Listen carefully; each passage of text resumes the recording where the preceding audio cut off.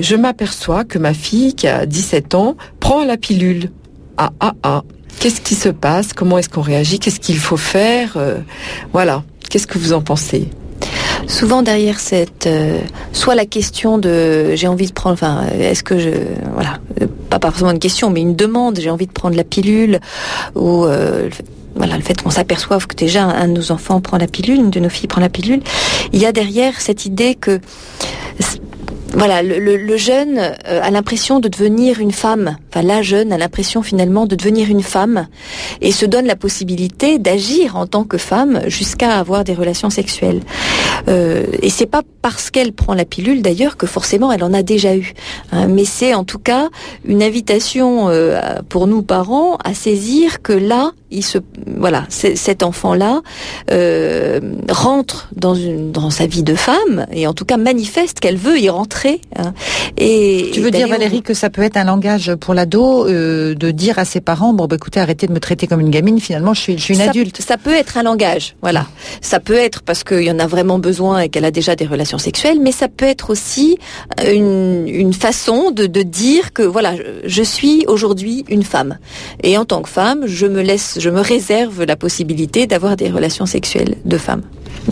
Alors, qu'est-ce qu'il faut faire si votre fille vous demande à 17 ans de prendre la pilule et d'aller voir un médecin et justement qu'elle veut la prendre?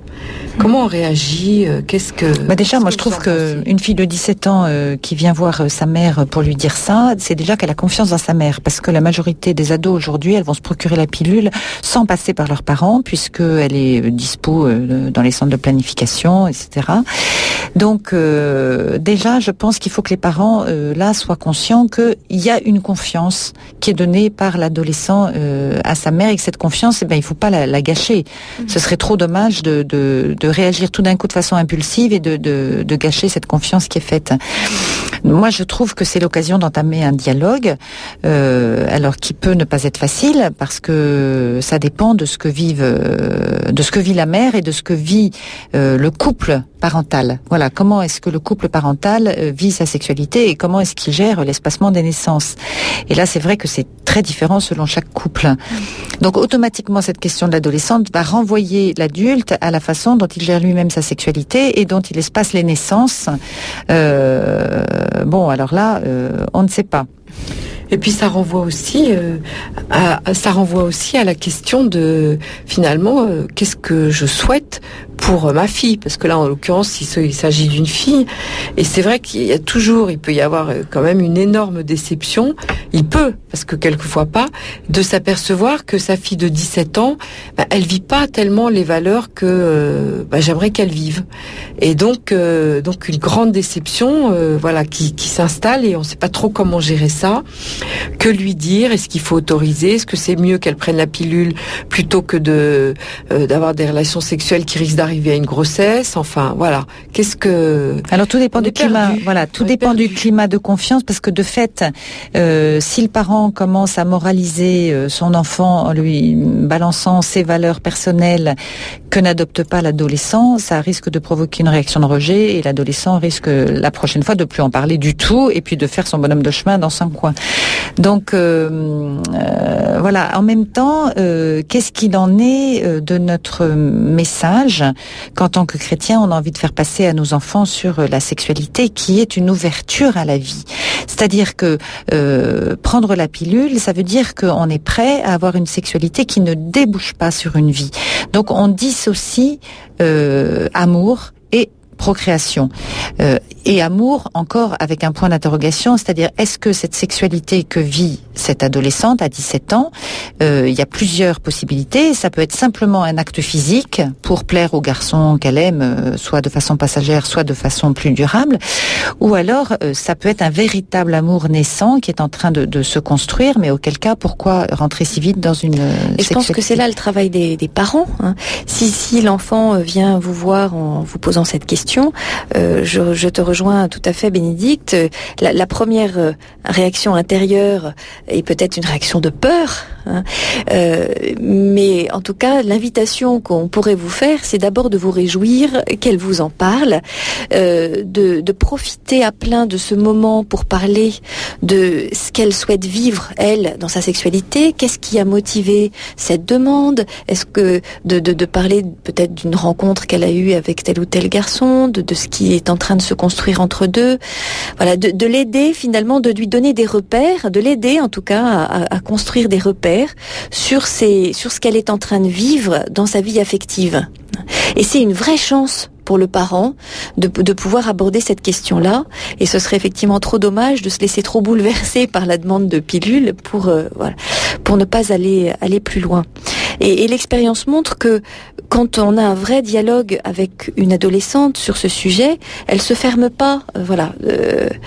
Si elle nous sent bien ouvert aussi et bien à l'écoute, elle va vraiment profiter de ce moment-là pour s'exprimer sur ce qu'elle vit dans sa vie sexuelle. Et c'est important de bien l'écouter avant de conseiller.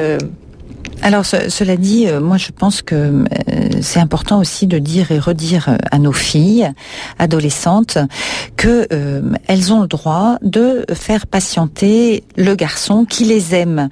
C'est-à-dire, il n'est pas question de remettre en cause le sentiment amoureux qui les lie, mais par contre de dire c'est pas parce qu'il y a un sentiment amoureux fort qu'on est obligé de se donner et qu'on est obligé de céder aux demandes du garçon, sachant que un garçon qui grandit dans une maturité d'homme va respecter une femme qui sait se faire respecter. Alors que si la fille est trop facile, il y a de fortes chances que le garçon la quitte parce qu'il va être déçu. Et ça, les adolescentes, elles n'ont pas conscience de ça. Elles sont prêtes à foncer tête baissée dans une relation amoureuse qui va jusqu'à avoir une sexualité active, simplement pour ne pas perdre l'amour que donne le garçon. Mais sans aller vérifier que cet amour, il y a une chance qu'il dure. Voilà, elles ont dans la tête, elles sont tellement romantiques, elles ont dans la tête que ça y est, c'est le prince charmant, puisqu'il m'aime, ça y est, c'est pour toujours. Mais en fait, non, pas du tout. Et puis elles ont toujours peur, finalement, ou d'être plaquées par l'autre, ou bien de croire que, voilà, encore une fois, elles sont coincées, etc. Donc elles vivent dans une certaine peur et elles croient, mais à tort, que si elles obtempèrent à la demande du garçon, eh ben, il va vraiment les aimer, et avoir du respect pour elles. Alors nous arrêtons. Alors nous continuons donc sur cette question de nous apercevoir qu'une de nos filles prend la pilule, et ce questionnement, qu'est-ce qu'il faut faire par rapport à l'éveil de cette sexualité de nos filles, là en l'occurrence? Qu'est-ce qu'on peut leur dire? Jusqu'où aller? Qu'est-ce qui se passe pour qu'une jeune fille de 17 ans, 16 ans veuille prendre la pilule, et comment nous, en tant que parents, on doit réagir? En tout cas, ce qu'on entend, nous, en tant que conseillère conjugale et familiale à mots croisés, c'est le nombre de femmes qui nous disent mais finalement je regrette d'avoir commencé à avoir des relations sexuelles trop tôt. Si on m'avait dit. Et alors c'est vrai que nous ça nous fait mal parce que on se dit mais c'est vrai, si quelqu'un avait osé leur dire. Et j'ai envie de vous citer quelques lignes là du père Anatrella qui dit: les jeunes qui commencent tôt leurs relations sexuelles deviennent plus tard immatures. La précocité sexuelle ralentit, voire stoppe, le développement affectif. Des garçons et des filles qui ont commencé vers 15-16 ans, qui ont eu 2, 3 ou 4 échecs affectifs, se trouvent vers 23-24 ans en perte de désir. Voilà, vous voyez, et nous, c'est vrai qu'on constate ça souvent.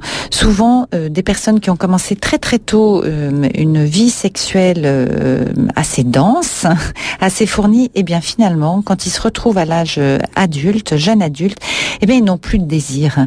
Voilà, leur désir a comme été absorbé par tous ces relations, mais qui ont été dans le fond assez blessantes, et ils ont du mal après à construire une sexualité épanouie et harmonieuse.